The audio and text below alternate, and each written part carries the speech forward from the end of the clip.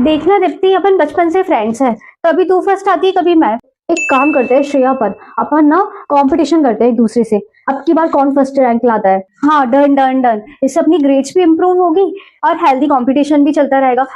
But तू मुझे promise कर कि अपन दोनों कभी एक दूसरे से नहीं लड़ेंगे। हाँ हाँ पागल, बचपन की दोस्ती है, ऐसे कैसे तोड़ दूंगी मैं। 8 hours later. प्रेशर कुकर जैसे सर की बच जाए ना सीटी, तब तक मार रट्टा मार हो, पटक पटक के सर गिरा दे नॉलेज की दीवार, रट्टा मार। A few moments later. मैंने कंपटीशन किया था, देख मेरी फर्स्ट रैंक आ गई।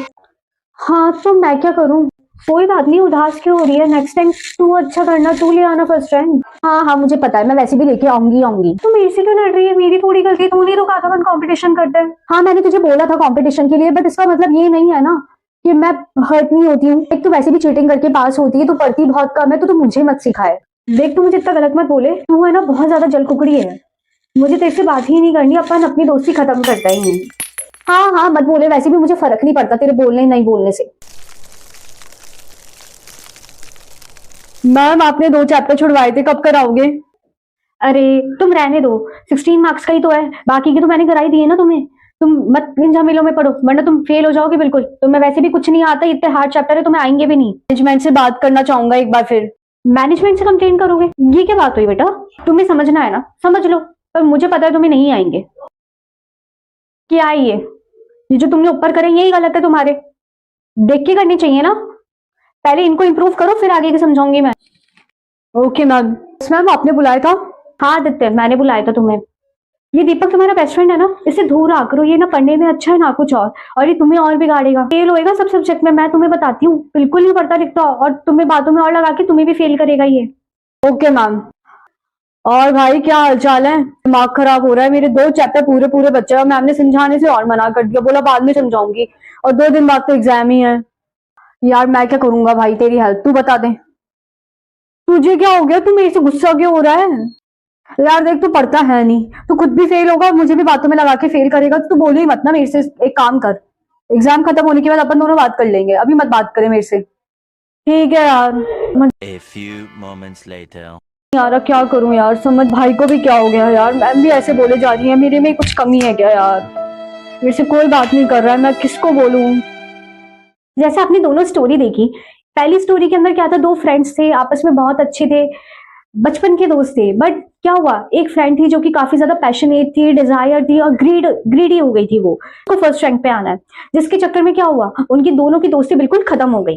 सेकंड स्टोरी आपने देखी, एक बच्चा अपने टीचर से क्वेश्चन पूछ रहा होता है, बट उसकी टीचर वो पर्सनल ले जाती है, गुस्सा करने लग जाती है उस पर, और उसको अलग अलग चीजें बोलकर उसके फ्रेंड्स को भी भड़का देती है कि हाँ तुम इससे बात मत करो। ये क्या दिखाता है कि वो हेट करने लग गई थी, क्योंकि बच्चे ने क्या बोला था उनको कि वो मैनेजमेंट से कंप्लेन करेगा अगर वो क्वेश्चन नहीं बताएंगे तो। और यही हेटरेट का बदला उन्होंने कैसे लिया कि सबको भड़का दिया बच्चों को, और बेचारा वो परेशान होता रहा।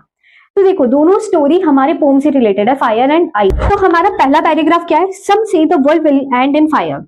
कुछ जने कहते हैं कि ये पूरी जो अर्थ है ये फायर के चक्कर में खत्म होगी। अब आप फायर सोच रहे होंगे, हमने जो पहली स्टोरी देखी उस स्टोरी के अंदर क्या था, वो जो लड़की थी वो कैसी थी, वो फायर एनर्जी की थी।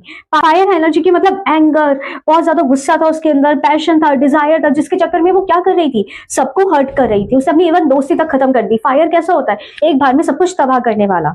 सम से इन आइस। अब इधर आइस का मतलब क्या हुआ, आइस का मतलब आप मन में हेटरेट पैदा करोगे, उसके बाद आप क्या करोगे, दूसरों के फीलिंग्स का ध्यान नहीं रखोगे, आप उसको हर्ट करते चलोगे। जैसे वो टीचर कर रही थी, वो नफरत करने लग गई बच्चे से, और वो क्या करने लगी, उसको कंटिन्यू हर्ट करने लग गई।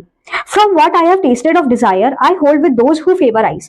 उन्होंने बोला जो मैंने डिजायर को देखा है ना, इंसान की डिजायर कैसी होती है, अगर मानो फर्स्ट केस में जो लड़की है, अगर वो फर्स्ट रैंक आ जाती तो वो वहां पर भी नहीं रुकती, वो कंटिन्यू आगे चीजें करती जाती, क्योंकि वो सेल्फिश है, वो डिजायर के चक्कर में बिल्कुल सराउंडेड है, उसको आसपास के लोगों से बिल्कुल भी मतलब नहीं है। तो यही चीज बोली गई है कि जितना ऑथर बोलना चाह रहे हैं, जितना मैंने डिजायर को देखा है ना, उससे मुझे एक चीज समझ में आई है कि अर्थ ना सबसे पहले फायर के चक्कर में खत्म होगी। But if I had to perish twice, but अगर मुझे 2 बार सोचना पड़े, I think I know enough of hate. मैं हेट के बारे में भी अच्छी तरह जानता हूँ। To say that for destruction eyes, तो वो बोल रहे हैं कि अगर मैं पहला थॉट दूं तो पहले थॉट में तो फायर डेफिनेटली फायर ही खत्म करेगी। क्यों? क्योंकि लोगों में इतना ज्यादा डिजायर हो चुका है ना कि वो पूरी तबाह कर दे दुनिया। सेकंड चीज उन्होंने क्या बोली, आइज भी कम नहीं, अगर मुझे दूसरी बार सोचना पड़ेगा तो आइज भी पूरे वर्ल्ड को खत्म कर सकती है। कैसे खत्म कर सकती है? जब आप किसी से इतनी ज्यादा नफरत करोगे तो सामने वाला क्या हो जाता है, एक पॉइंट के बाद कोल्ड हार्टेड हो जाता है, फिर वो भी दूसरों से मतलब रखना बंद कर देता है। बताया गया है जो फायर है ना वो एक बार में सब चीजें खत्म कर देती है। आपने देखा वो एक बार में दोनों बचपन की दोस्त थी और दोनों ने क्या कर दिया, दोस्ती खत्म कर दी। बट वही जो आइस है वो धीरे धीरे स्लोली स्लोली क्या करती है, सामने वाले को कोल्ड हार्टेड बना देती है और वो केयरलेस हो जाता है, केयर फ्री हो जाता है, उसको फिर किसी से मतलब नहीं होता है। ये हमारी पॉइंट थी। आई होप आप सबको समझ में आया होगा। अब अपन मिलते हैं नेक्स्ट वीडियो में, जब तक के लिए लाइक शेयर एंड सब्सक्राइब।